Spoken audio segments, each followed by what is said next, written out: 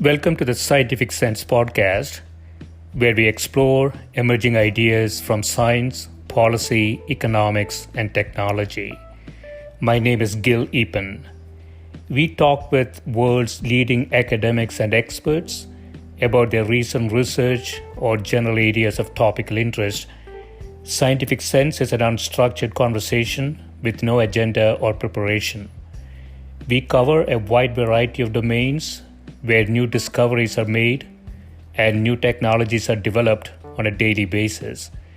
We are most interested in how new ideas affect society and help educate the world how to pursue a rewarding and enjoyable life rooted in science, logic, and information.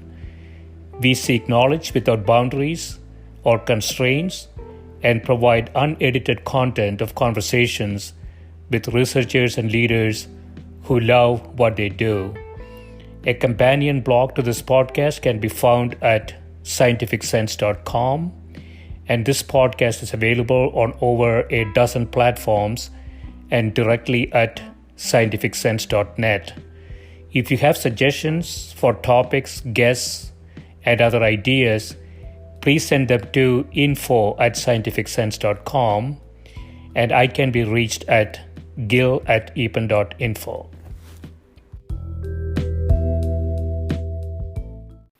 My guest today is Professor Ione Fine, who is a professor of psychology at the University of Washington.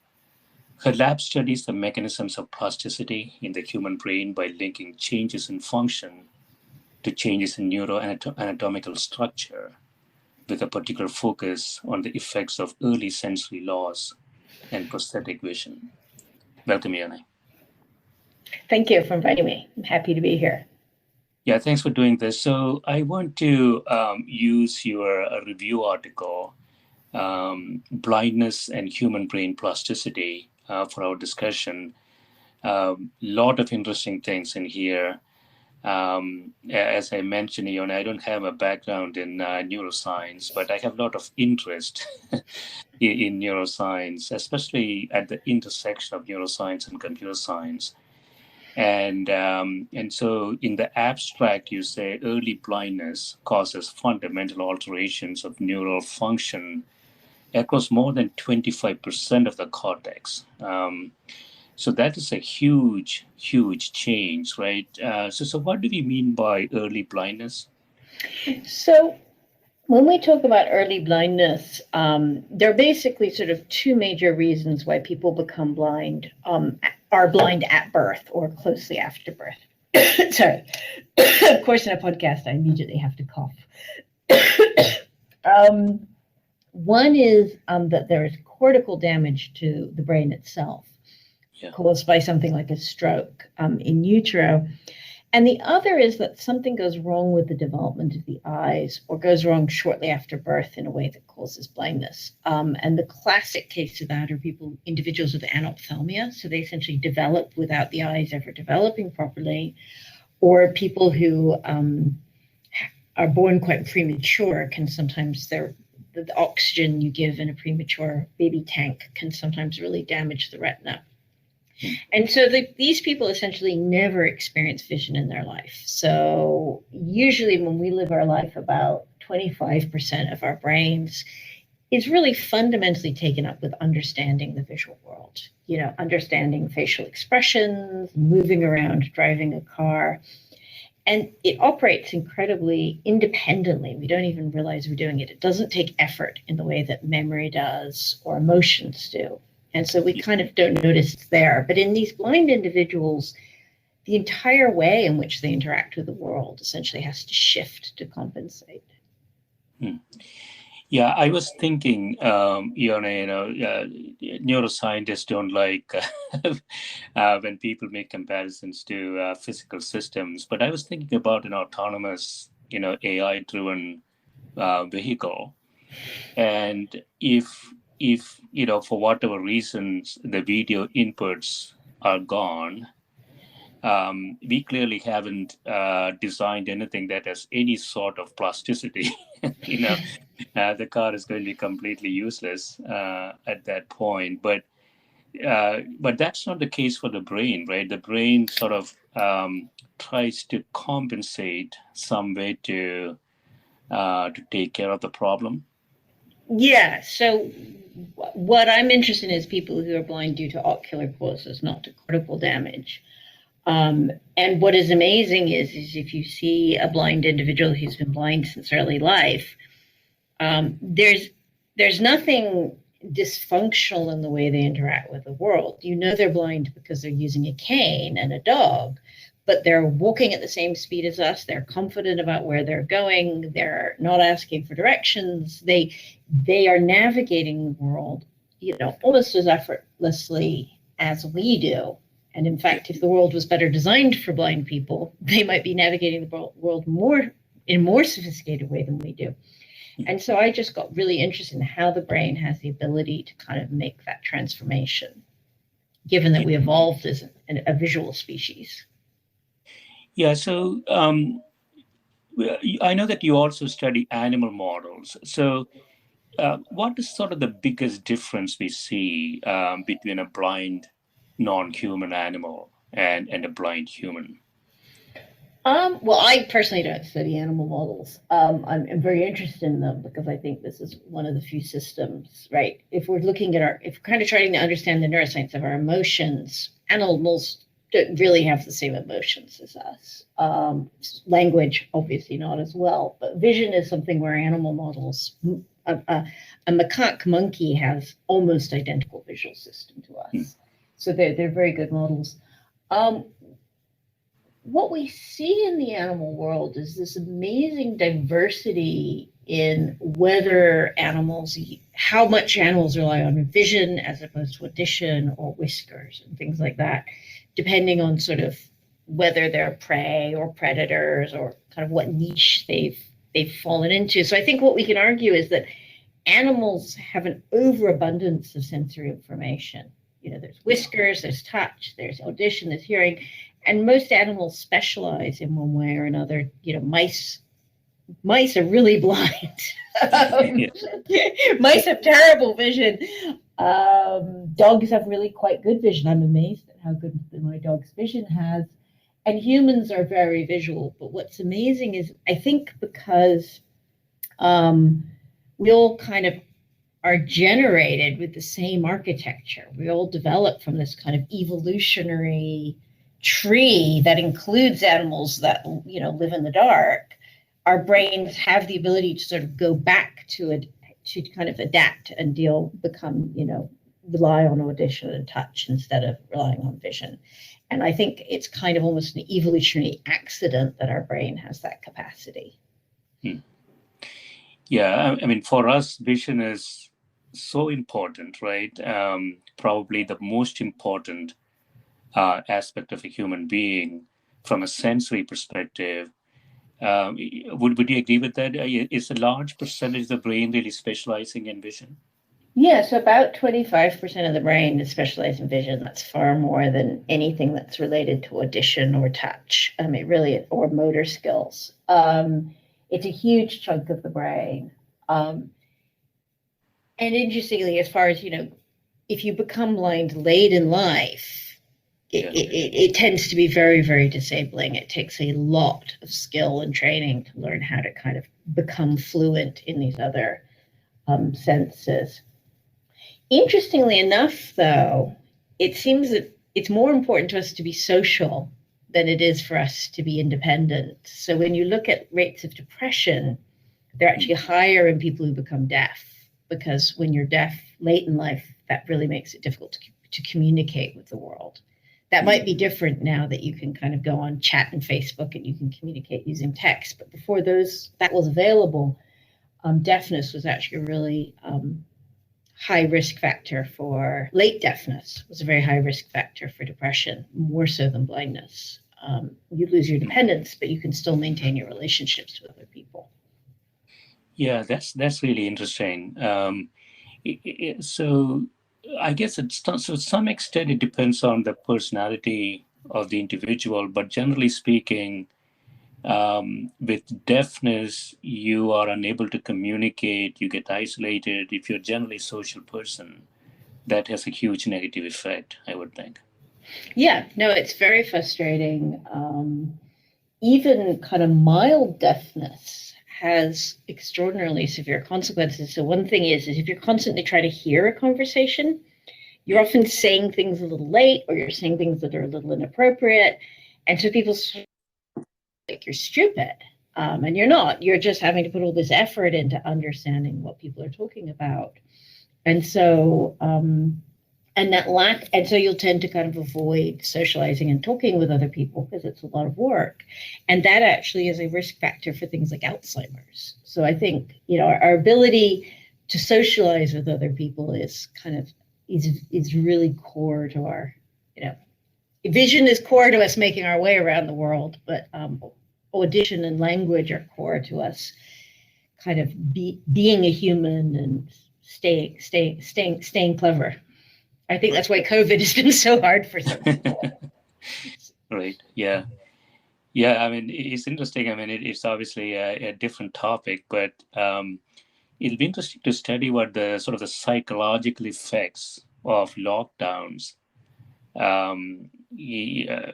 Perhaps the effects of this may be going to surface a little later in societies. Do you think we will see some significant effects? So I've been working at university, so it's been fascinating. And what you see is that for people with kids, it's very stressful, but kids just are stressful. Yeah. It's not psychologically difficult. For undergrads or graduate students who are stuck in a room all by themselves and they don't have a whole family in place to lock down with, they've really suffered.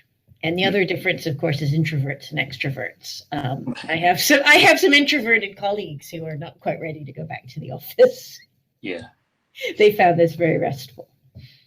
Yeah, I heard from somebody else that extroverts are really miserable in the COVID situation, and many of the real introverts became much happier.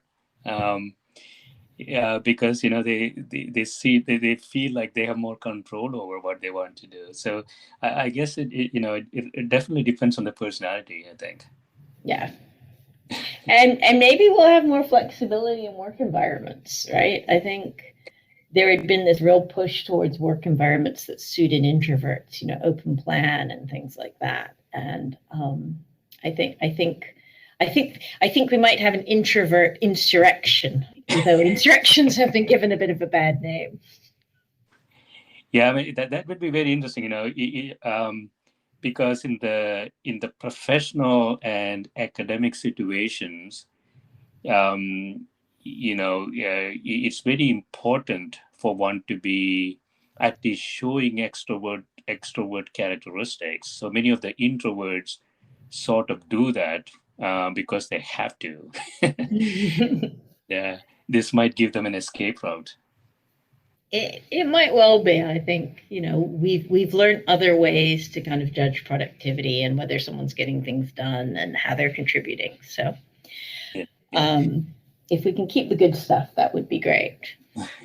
So going back to the paper, you have defined sort of different types of blindness or sort of categorization of blindness, right?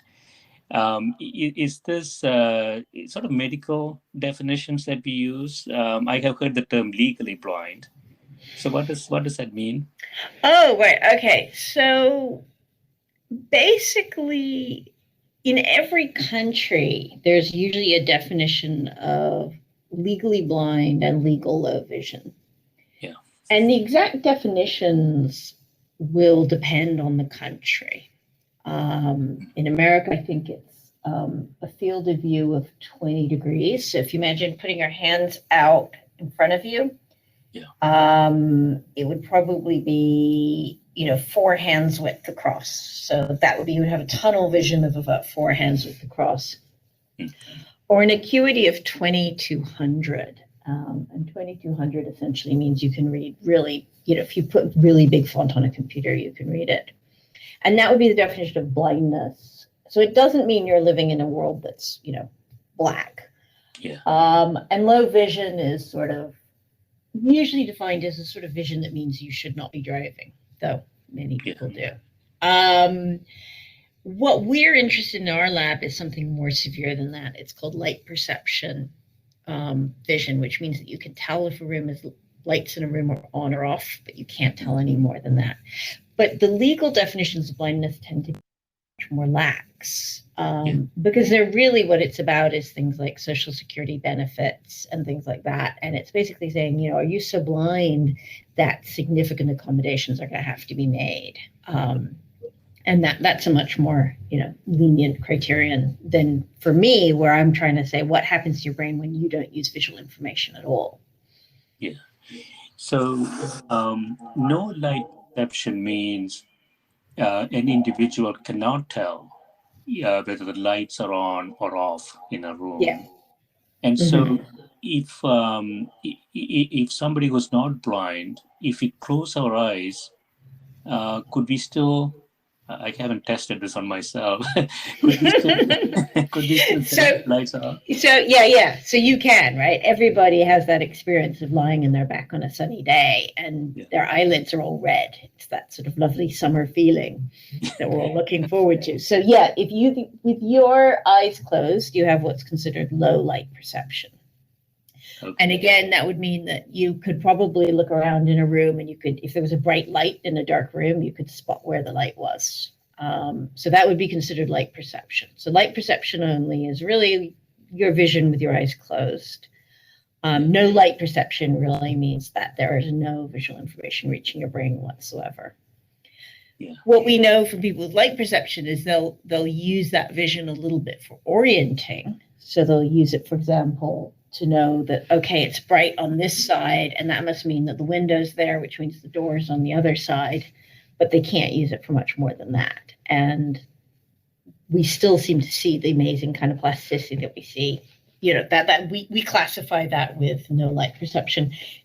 It's quite difficult finding blind individuals, so it would be really interesting to see if there was a difference between those groups, but nobody has those kind of subject numbers where we can do that. Yeah. And so mechanistically, Ione, is it correct to think about you have the eyes, it's going to collect photons, it's going to have some sensation. It has to then convert those sensations into some sort of a signal, send it to the brain, and there's some computation in the brain to essentially create the perception of something, right? Is that how it works? Yeah, exactly. So it's actually, since you come from computer science, essentially it collects information from about 100 million sensors. Those are your rods and cones. That signal is then compressed to about 1 million channels that go to the brain. So it's an amazing example of image compression that actually inspires the kinds of image compression algorithms that we use in computer science. They're actually based on the human eye. And one of the reasons they're based on the human eye is we want to fool the human eye. So information that the human eye throws away, you can throw away in your images. There's no cost. The eye's not going to notice it anyway. It doesn't care. So that 1 million channels goes to the brain, and the brain is essentially carrying out, you know, an incredibly complicated set of computations that's designed to recognize a chair, a dog, and your grandmother.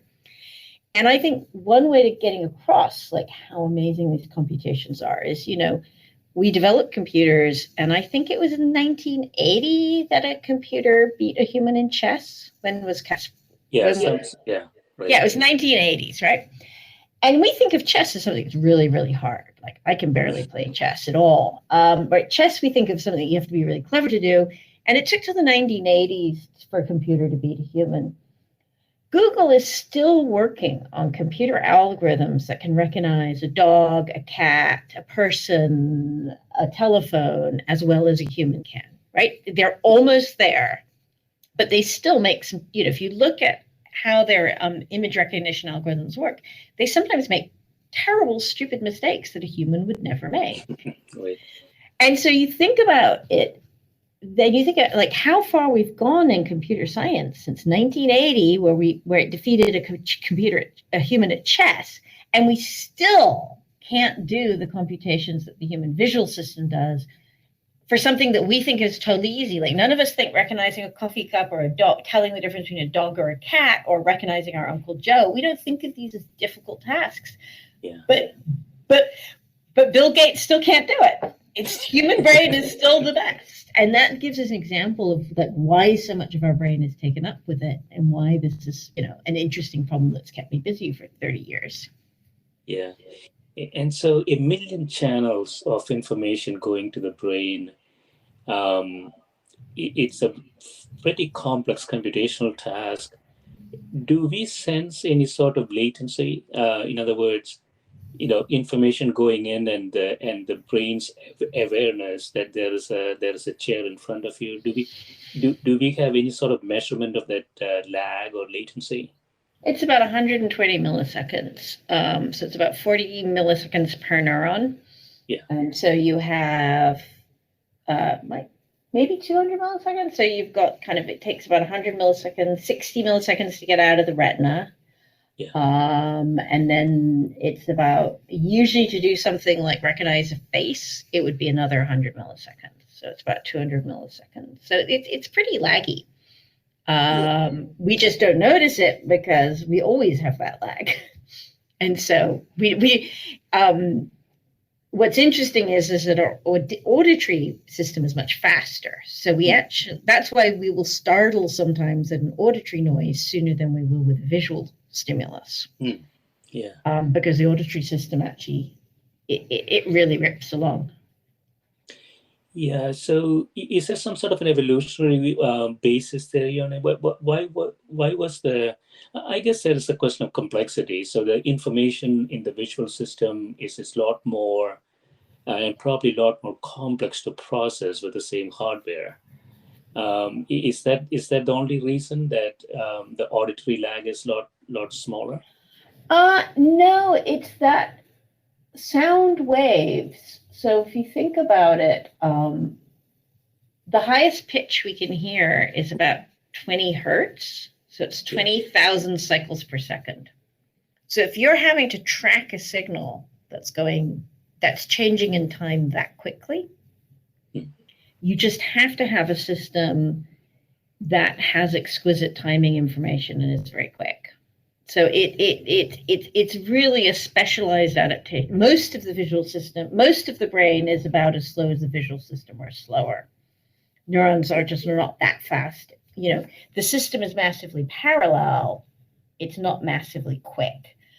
The auditory system has been specialized to go really fast. And that has there's interesting things about that. That actually has an energetic cost. So the auditory system, even things like the blood flow system to the auditory system happens faster. So the whole system is just kind of turned to it's like listening to your podcast at twice the speed.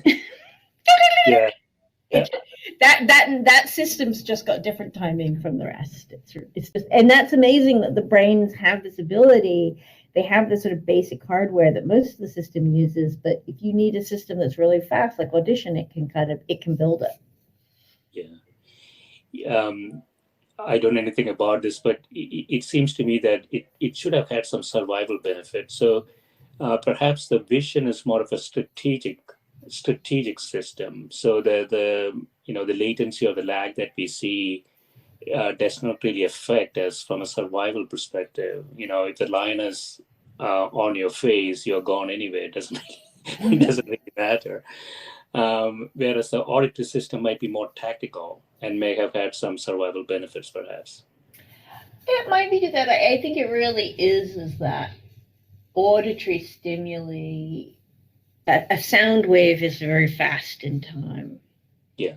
So here's another example. So we can hear up to 20,000 hertz. Okay. A monitor refresh, the flickering of a monitor, we can detect it up to 100 hertz. So it's a huge difference in our ability to understand process temporal information. Right. After 100 hertz, we have no idea whether monitor is a 120 hertz monitor or a 200 hertz monitor, right? The system can't cope. And some of that is just simply, again, hardware. The photons that collect light, the photoreceptors, that system is quite slow. So that system itself limits our sensitivity to really high frequencies, whereas the movement of the ossicles of the ear and the kind of shaking of the cochlea, that can happen much, much faster. So it's just physical, the way the physical receptors are designed. Right, right. So you talk about different stages of blindness development, congenital blindness, somebody's born blind, early blindness, you say it's individuals below the age of 16, and late blindness above the age of 16. And so these three groups of people, they're very different, aren't they, in terms of how they adapt to this issue? We certainly know that late blind individuals are very different, but they almost never, when we look at the kind of this third of the brain, or this 25% of the brain that normally responds to visual information, in early blind people, those parts of the brain start responding to audition and touch. So those parts of the brain show just very different neural responses than in normally sighted people. In late blind people, there are some differences, but they're very subtle. They're hard to find. It's nothing like an early blind person. What we're not sure is that difference between, the first couple of years in life where these changes happen, 16 or 17, where after that the changes don't seem to happen. In the middle, there's these teenage years. And what's really curious is that it seems like this kind of what we call the critical period, the period where you change from being this very plastic brain to this very non-plastic brain. Yeah. We originally assumed it would be in the first couple of years of life, because by the time a child is 3, their visual system is pretty much like an adult. So by the time a child is 3, they can recognize a chair and a table and a cup and letters, and they only sometimes make mistakes. Like 3-year-olds will be on a bus, and especially in Seattle, they'll go point at somebody and they'll say, "Is that a mommy or a daddy?" Because it's a guy with long hair and in earrings, and it's like the kid just can't process. It's like, they always say it really loudly. That's the rule. So that, except for very difficult things like recognizing the gender of a face when, the cues that we associate with those face genders are different, 3-year-olds have it down. They really don't have a problem. So we thought that this was all going to happen before people were 3, but it looks like even people who become blind at 8 or 9 might still show this kind of amazing plasticity. We don't have very many cases of that. Very few kids become blind at 8 or 9. But the cases we do have, we do see this plasticity. Yeah, so we know that brain plasticity declines with age. Do we know, is there a distinct difference between somebody who is losing the ability to see gradually, as opposed to suddenly, like an accident or something? Do we know how the brain does things in these two situations? That's a really interesting question. We know there are differences. We don't know how that relates to plasticity.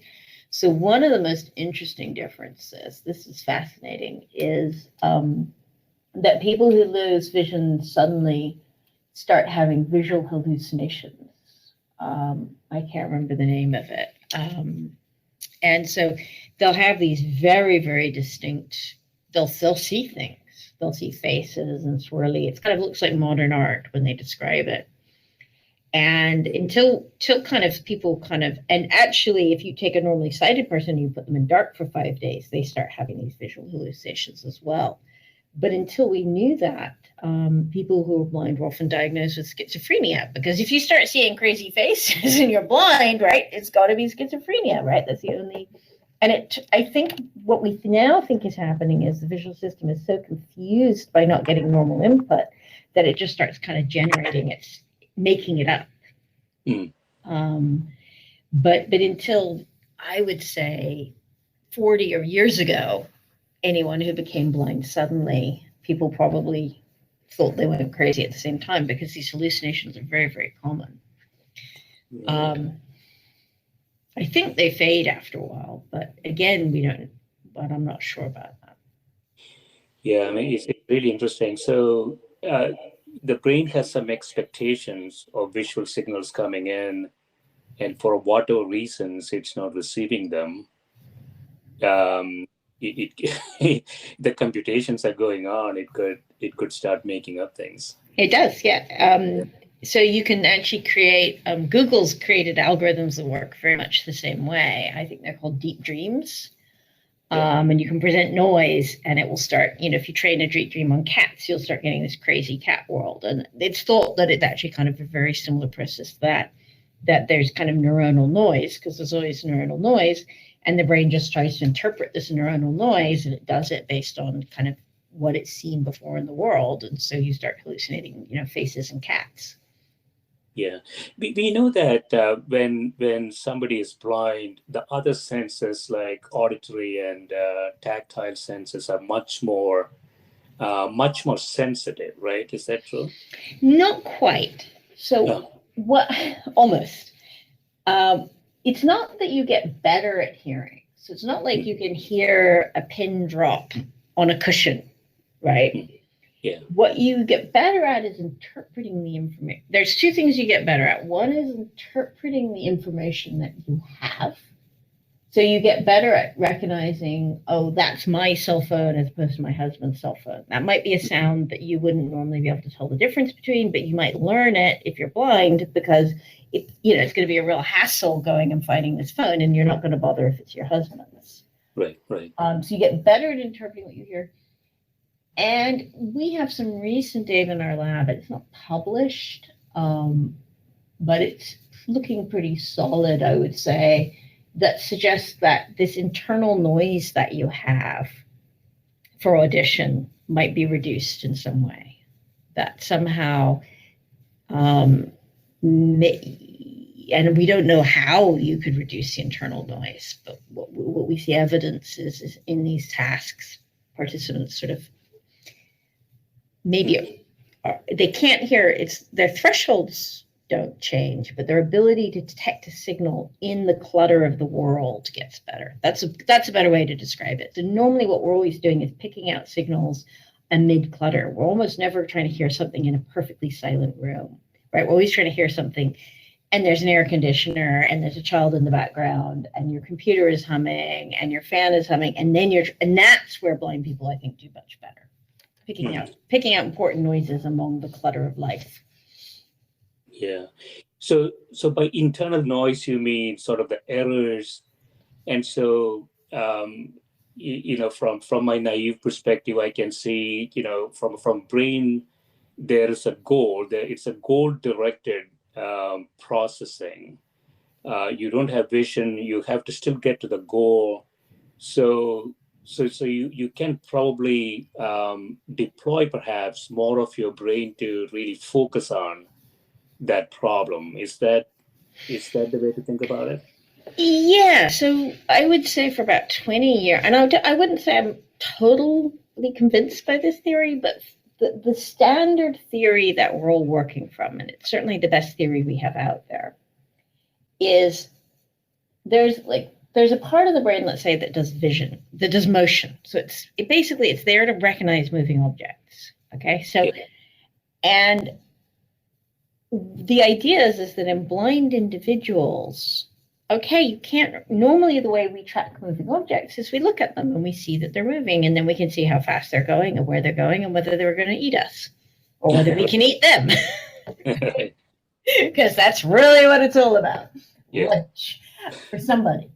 But if you're blind, then you're going to have to track that moving object with your hearing. And what we find is that in blind people, when they track moving objects, that area that normally only responds to visual motion starts responding to audition. So the idea is maybe this isn't really, for blind people, it's not a vision motion area, but it's an audition motion area. Mm. The same is true. We have a big chunk of the brain that normally recognizes faces. Faces are really important to us. And in blind people, that region seems to just respond to voices. So the idea is that these regions are still doing the same function. They're recognizing individuals, they're tracking moving objects, they're just using a different sense to do it. Right. And are they doing this with the same part of the brain, or this is happening elsewhere? It seems to be the same part of the brain. It's another nice one is we have a part of the brain that's responsible for reading. In fact, people with dyslexia, that brain part tends to be pretty small. In blind people, that region of the brain lights up for Braille. So it looks like, these regions of the brain get essentially taken over by audition, but they're still performing the same functional role. So we defined it years ago. We called it functional constancy. That was kind of a term that one of my postdocs came up with, which I really like. You're still the original term for it was metamodal brain areas, and I just never understood what metamodal was, whereas I could understand what functional constancy was, so it was simpler for me.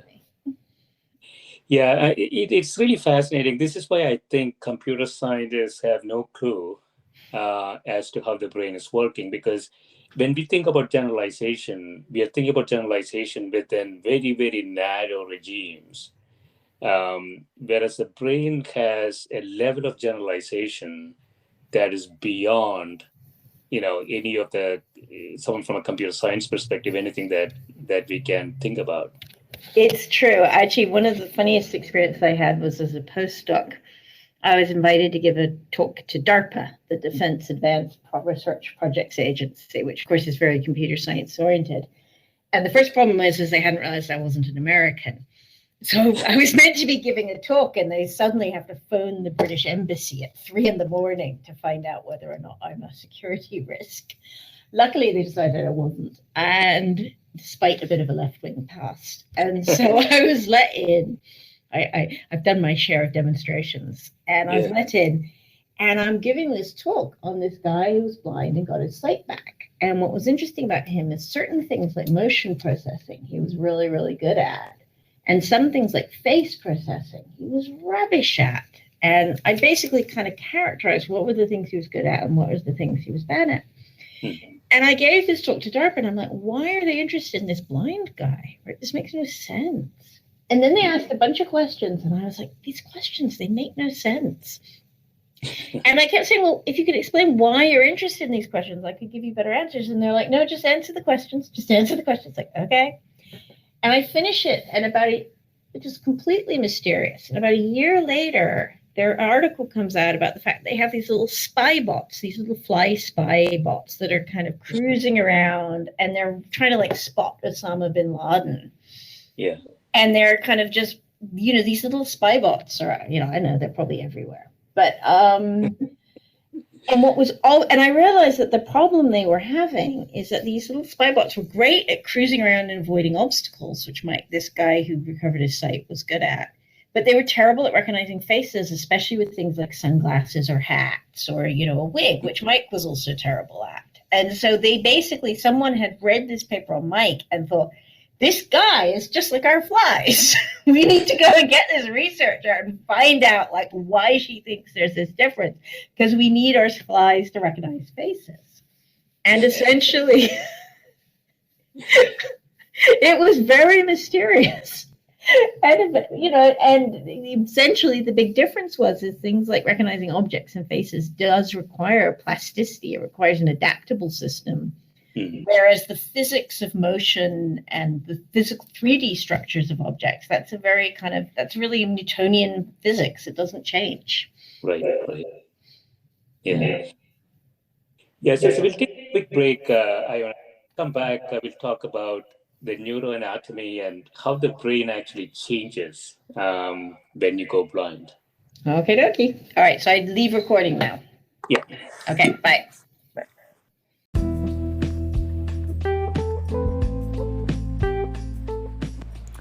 This is a Scientific Sense podcast providing unscripted conversations with leading academics and researchers on a variety of topics. If you'd like to sponsor this podcast, please reach out to info@scientificsense.com.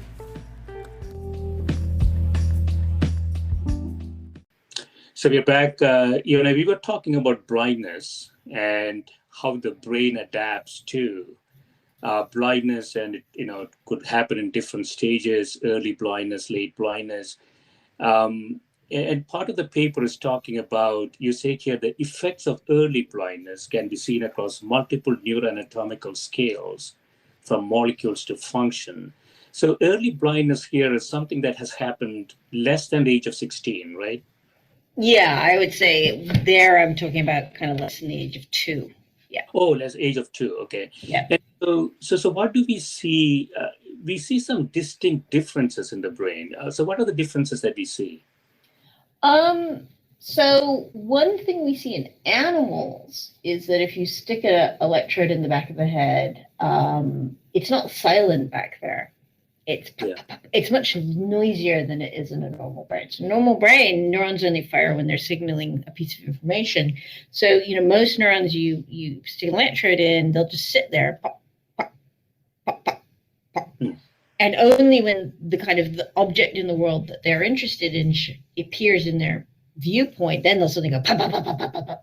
But if you stick an electrode in a blind person, it's pop, pop, pop, pop, pop, pop, pop, pop. It's much noisier. Yeah. That's kind of what we know, that there's probably a decrease in the amount of GABA, which is an inhibitory neurotransmitter. And that's probably causing that noisiness. And the way to think about GABA is GABA and acetylcholine are like the accelerator and the brake. Yeah. So GABA kind of makes neurons fire less. Acetylcholine and nicotine, they make neurons fire more. So that's why when you're feeling sluggish, you have a coffee or you have a cigarette in the old days, because that actually makes you, basically it perks up your neurons and it gets them firing. These things are real. And so blind subjects have reduced GABA, which is sort of like so that there's less brake and more accelerator. So that's why these cells are firing a bit more. And we think that that's a kind of response to the system because it's not getting the normal input it's getting. It's sort of like, I use the metaphor of driving in the desert, right? You'll drive in the desert and the radio station will get quieter and quieter. And so you'll turn the volume up and you'll turn the volume up, but it starts getting really crackly. Yeah. After a certain point, you don't have any signal anymore. All you have is a crackle. And that's kind of what we see in the brains of blind individuals, as we see this kind of big crackling going on. And what we also see is that part of the brain now does start responding to things like auditory stimuli and touch. Yeah, so it's almost like some rewired. There's 2 hypotheses out there. Yeah. The standard hypothesis that everybody else in the world believes is that there's like fundamental rewiring, that there's changes in what the neurons are connected to. Yeah.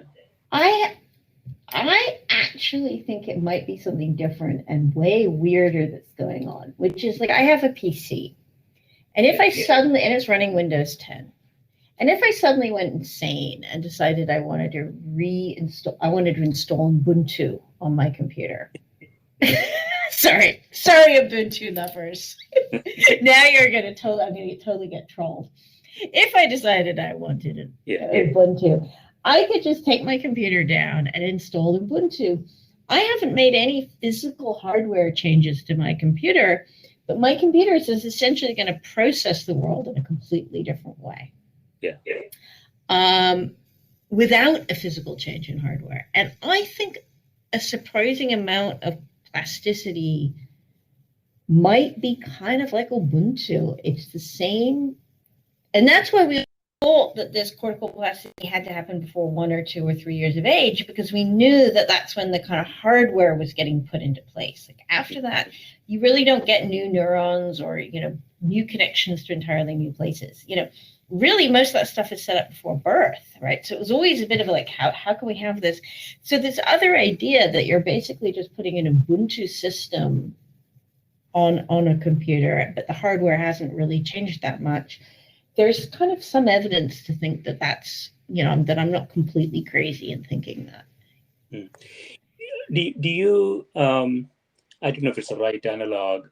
So there is sort of a difference between operating system something the brain comes with expectations when we are born, and experiences, sort of apps that we put on top of that operating system. In the case of early blindness, this analogy may work. But in the case of early blindness, it appears to me that the brain is sitting there expecting something, it never gets it, and then it has to get up and say, "Well, I now have to do things differently." Yeah, and so, yeah, I think the difference between the brain and a computer is we have this distinction between an operating system and apps. And again, that distinction is a little bit fuzzy, even in a computer. But in a brain, there isn't an operating system and apps. There is software and there's hardware. Basically. And to be fair, the hardware is designed to run a particular kind of software. Right, the visual system is very much designed to do vision. The auditory system is very much designed to do audition. The inputs and outputs to those areas are designed for certain tasks, but it is capable of running different software if it has to. Yeah. The other area you talk about here is the metabolic pathways, the differences that we see. This is really, really fascinating. I mean, these are truly measurable things. And we see significant difference in there too, right? Mm-hmm. So this was first some early PET studies. So basically, remember I said that when you go into the desert, you have to turn the volume up and you get this crackle and these neurons fire a lot. What you also see in the brains of blind individuals is that they basically kind of have a hyped up metabolic system. So in fact, if you think about the results from the PET scans, and we've done some neurochemical scans at UW, the back of the brain is kind of almost like it is in a tumor, where you've got this really high, often the way you take tumors is you're looking for areas that have this really high energy because these cells are dividing like crazy. Yeah. In the case of blind people, these cells aren't dividing like crazy, but they're using up oxygen. They're firing more than they should. And that's coming at this high energetic cost. And the system is kind of compensating for that. And we don't have a clear idea of why that's happening. Again, the crackle on the radio, it might just be a dysfunction in the system. But it's very noticeable. These are not small effects. And again, Go ahead. That's it.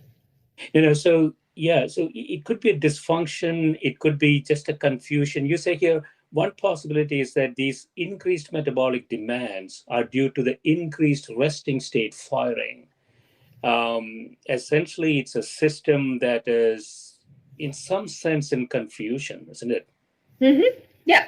So this is the idea of going into if you go into the desert and you turn up the radio, you're going to get a crackle and the noise. And, you'll find that the radio is really loud, right? If you want to get the radio show, you're going to have it on really loud.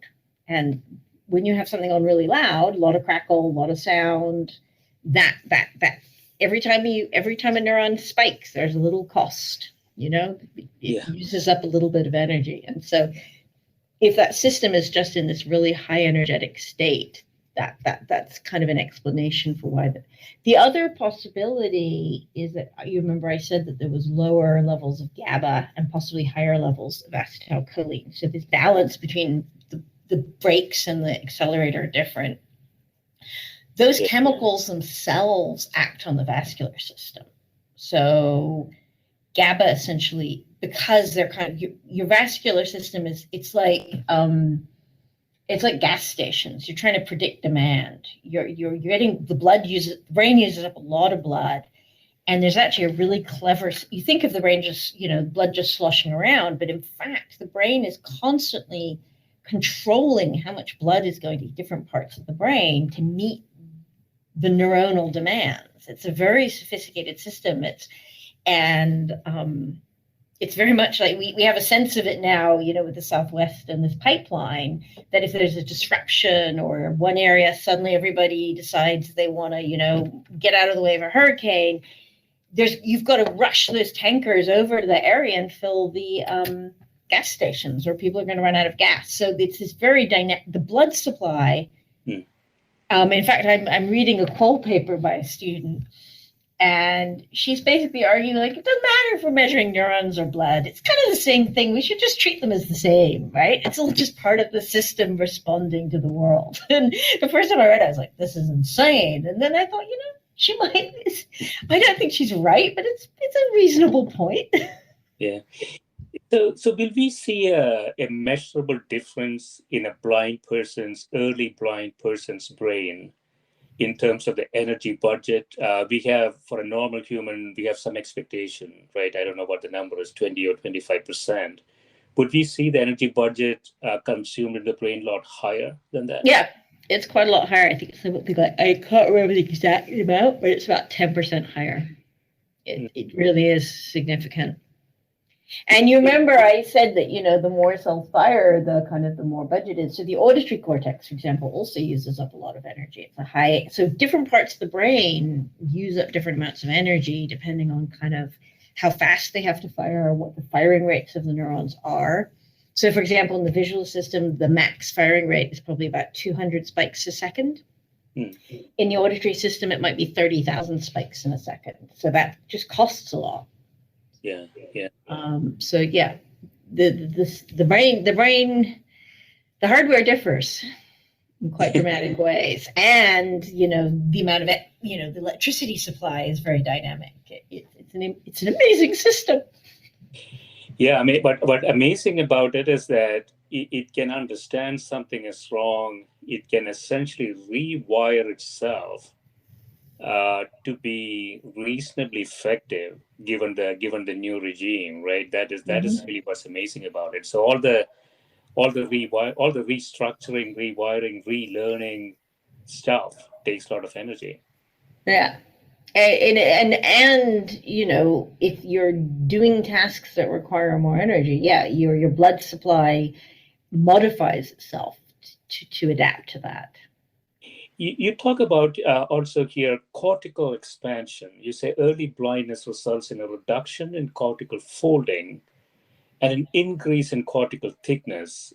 So what are the implications of that? So babies have these little kind of, we all know what a brain looks like. It's very wrinkly. Yeah. Babies have much less wrinkly skulls. Their brains are kind of flat. Yeah.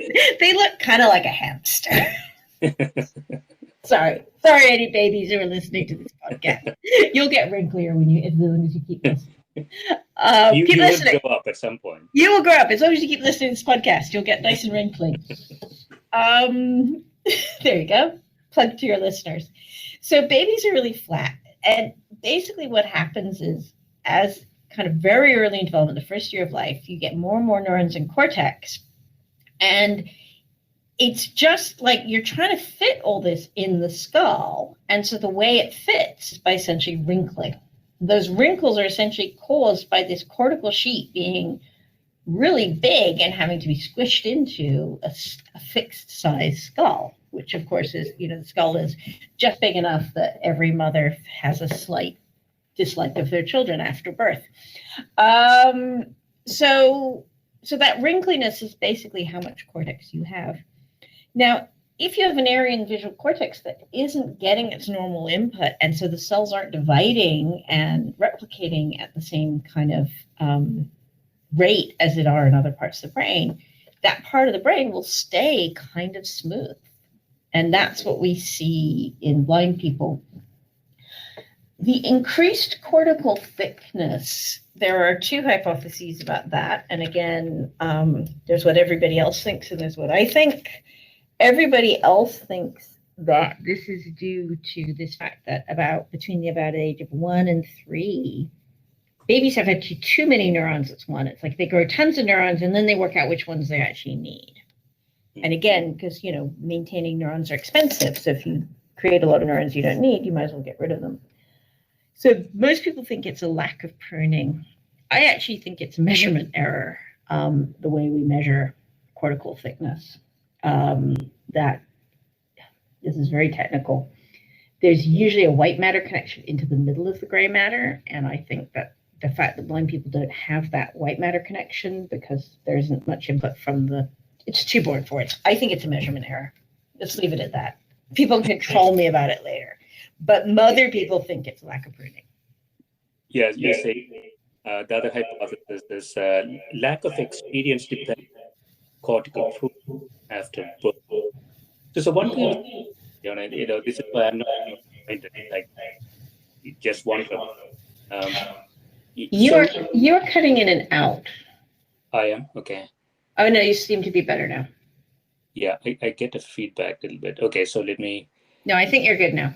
Okay, so what I was thinking about is there's a lack of experience. Obviously, it's early blind person's brain is not getting the stimulus that a typical brain will get, and so from a sort of a development perspective, the pruning is not what we expected to see, and so. Have there been any experiments, that suppose you overstimulate a early blind person's brain with auditory stimulus, all sort of music and all sorts of things, would we see any kind of difference? That's a great question. Obviously you can't do that with children. I was so hoping for twins so I could raise one in a crib with vertical stripes and the other in a crib with horizontal stripes. But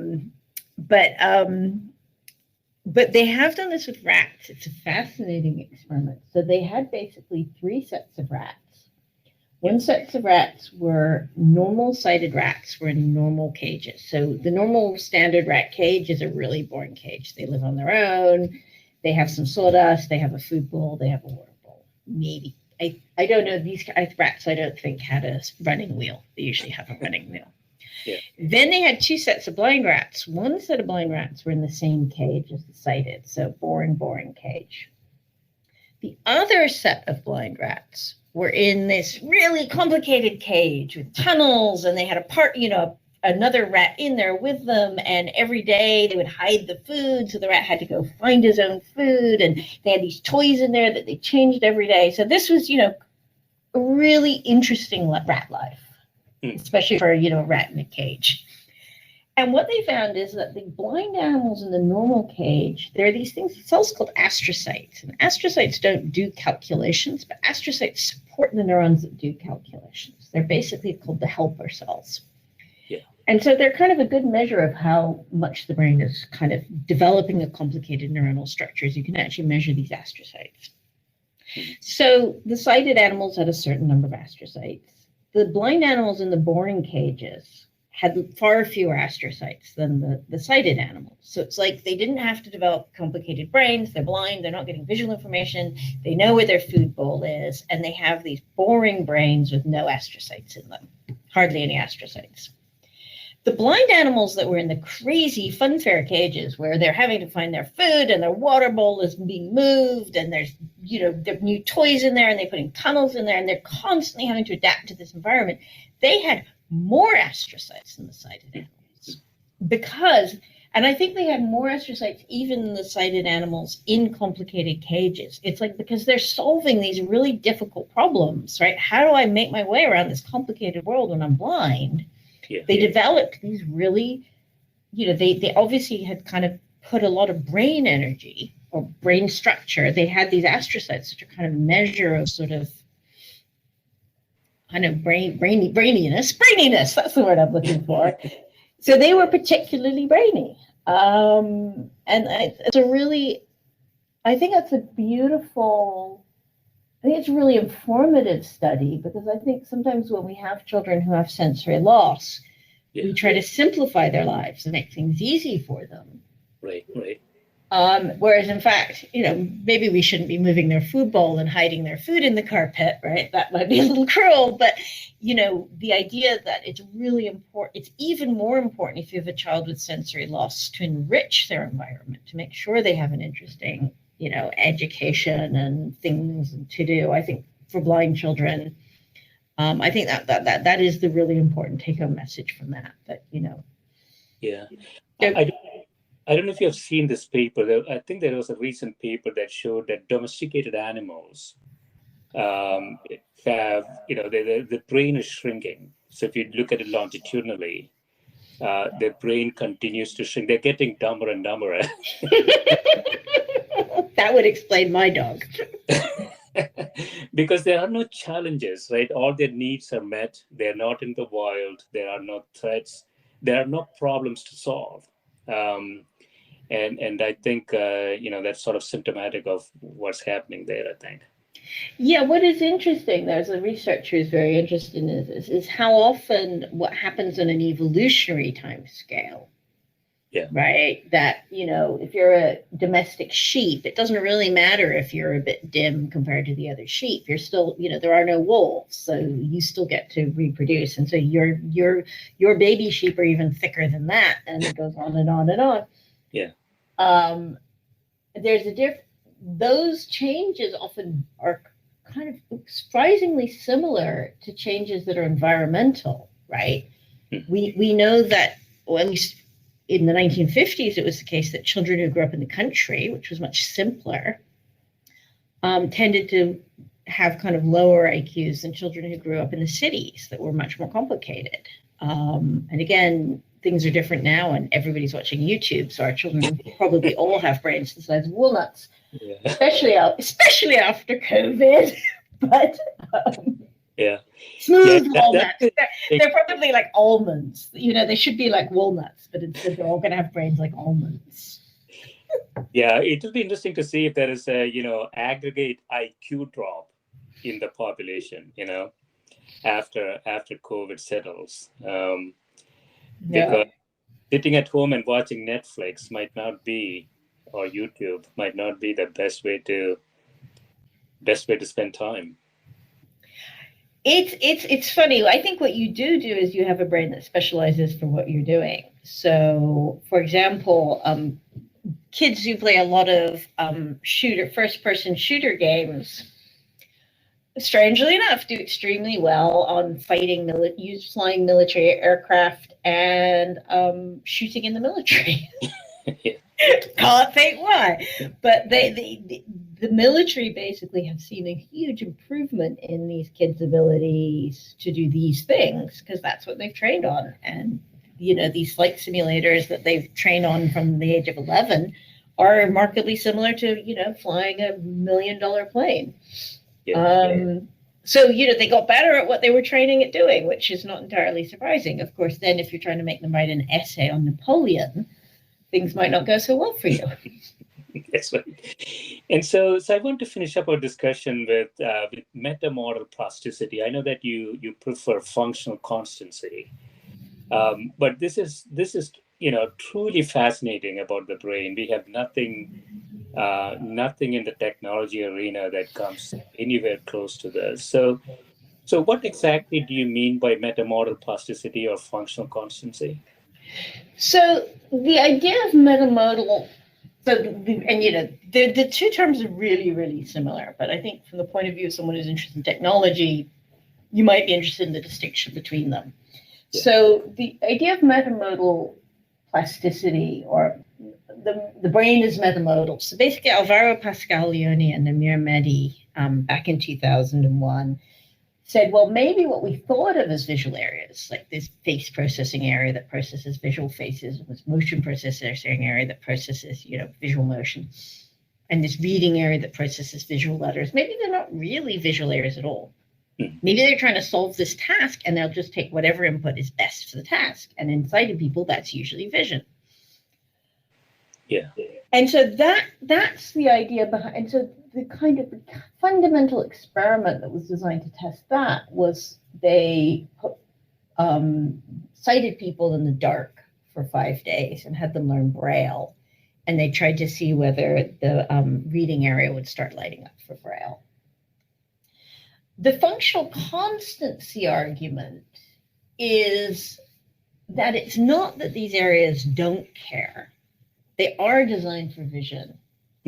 But if they can't get the vision, and that happens early enough in life, then they will use another input. So the idea is that metamodal is like, it really doesn't care. It just happens that vision's the best input. Oh, yeah. And the functional constancy is it does care, but if it has to change, it will keep its function.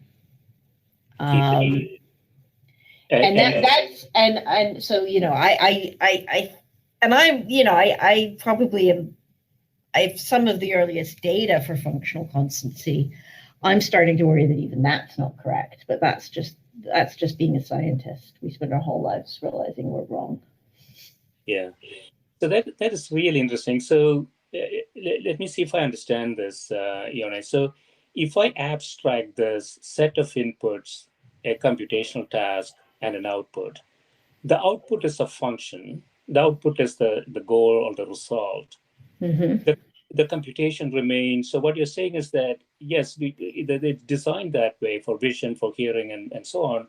But suppose the inputs are changed, it can rewire itself from a computational task. Well, computation could still be the same. It can still produce a function that is similar to the original design, even if the inputs are changed somewhere. Yeah, so if you think about speed is x, time at x1, place at x1 minus place at x2 divided by the time between it landing at x1 and x2. The computation is a modal. Right. Once you've abstracted things to, place 1 and place 2, doesn't matter what your input is. So a lot of this is the question of to what extent are these computations amodal. In the case of speed and motion processing, you can kind of get a sense of how it's amodal when it comes to things like letters and words in Braille. I think, again, we can have the idea that, a Braille A and a visual A, it's pretty easy to make that mapping. And after that, the computations of reading are pretty identical. I think face recognition, that's a little harder. Like voices and faces are kind of very, very different. Yeah. But the idea is to what maybe many of the computations of these areas are amodal. Yeah, so more generally, Ione, would you agree that the reason we are here, the modern human, sitting in front of our computers, doing stuff, that the brain has never been designed to do any of that 50,000 years ago, 100,000 years ago. The reason we are here, could do all sorts of this weird stuff, is because we have this organ that appears to be highly generalizable and doesn't, it's not fixed in any way in some way. And it can, just give it different inputs. It can still produce things that are interesting. Yeah, so what's amazing about the brain is it combines specificity with flexibility. Yeah. So we definitely, it's not like we're born like blobs of goo, right? It's in a normal person with normal vision, the back of the head always does vision. Auditory cortex is always in the same place, and so on and so forth. What is amazing is that, and so we have these areas that play distinct functional roles. What's amazing about these areas is that we can grow new modules that are specified for particular areas, and we can do that without evolution. And this was a point, and I'm blanking on the name. So this was this point about the reading area. So if you go to a tribe that doesn't have reading, so kind of non-literate tribes, they have two face areas on either side that are roughly the same size. Okay. Yeah. If you look at people in literate societies, the right side of the brain has a really big face area. The left side of the brain has a much smaller face area, and right next to it is a reading area. So an area that is focused on reading. Now, reading, we haven't had time to evolutionarily develop a reading area. Reading has only been around for, for most people, less than 2,000 years. Like, very few members of the human race were literate before 2,000 years ago. So evolution doesn't work on that time scale. So it's fascinating that almost every human who isn't severely dyslexic in a literate society has this reading area, even though it can't have happened evolutionarily, but it's always in the same place. And so his theory is, okay, reading is a bit like faces. You have to recognize this fine detail. You have to see the form. You have to recognize lots of different objects. So basically, what the visual system, what the brain has done is said, okay, I have to solve this new task, reading. Yeah. Where is a bit of the brain that is well designed for this task? This is a good bit. This bit has all the properties I need for reading. Yeah. And I'm going to put it in the left hemisphere because it's reading, so it has to do with language. And that right hemisphere can do what it was doing before, which is the face processing. And so basically, even though there's, it's completely makes no sense that we would have a reading area. There's no way it could have designed evolutionary. So that's the theory. The other area we have is we have a numerosity area. We have an area for counting a number. And again, this is something that, or math, right? We have areas that respond to math. So it seems like the brain isn't goo, but we have areas that are kind of crudely designed to be specialized, but there's lots of flexibility within that crude design. So the foundational skill could be, I don't know anything about it, I'm just speculating. The foundational skill could be pattern recognition. And earlier specialization was for face recognition that was so critical. And that pattern recognition aspect of the brain is now utilized in many ways, including reading. I would say that those parts of the brain are designed for pattern recognition. Those specific parts. I would think of it as we think of the brain as a computer and we think of it as all being the same. And I would say that what we should think of the brain as being a bunch of collections of different kinds of hardware. Some are really, really parallel and slow. Some are really serial and fast. Some are, set up with, those complicated chips that have I got obsessed with them for a while. Come on, what are they called? They do multiple processes in a single chip, right? Multi-stage chips. Some are like designed like that. Some are really simple. We have all sorts of different hardware in our brain. And then the brain basically in development says, okay, which part of this complicated different kinds of hardware are going to be best at these tasks? And some of that is going to be the hardware, and some of it's going to be which bits are connected to which bits. Remember, the information doesn't flow equally from every part of the brain to every other part of the brain. There's a real structure in the hierarchy, structure to how brains are wired. Yeah. And so in conclusion, Ione, I know that your lab is doing a lot of work in this area. So if you look at sort of the research trajectory, the which? The research, going on in different universities and other areas, if you sort of look forward 5-10 years, where do you think we will, have a higher level of comprehension regarding the brain? Which tangent do you think we are going to go further on the next 5-10 years?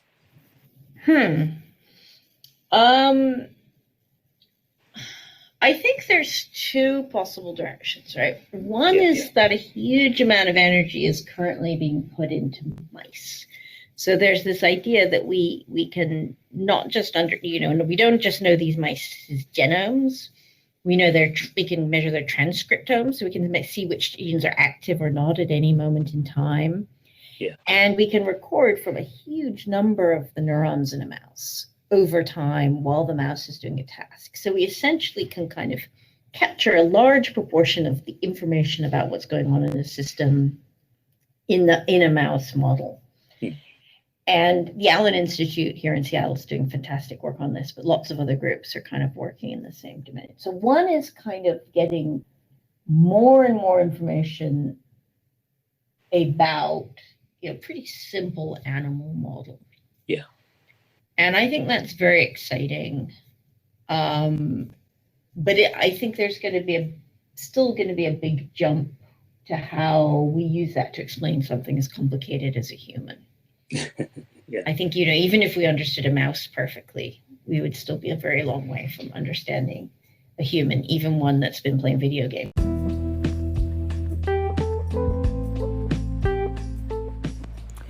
This is a Scientific Sense podcast providing unscripted conversations with leading academics and researchers on a variety of topics. If you'd like to sponsor this podcast, please reach out to info at scientificsense.com.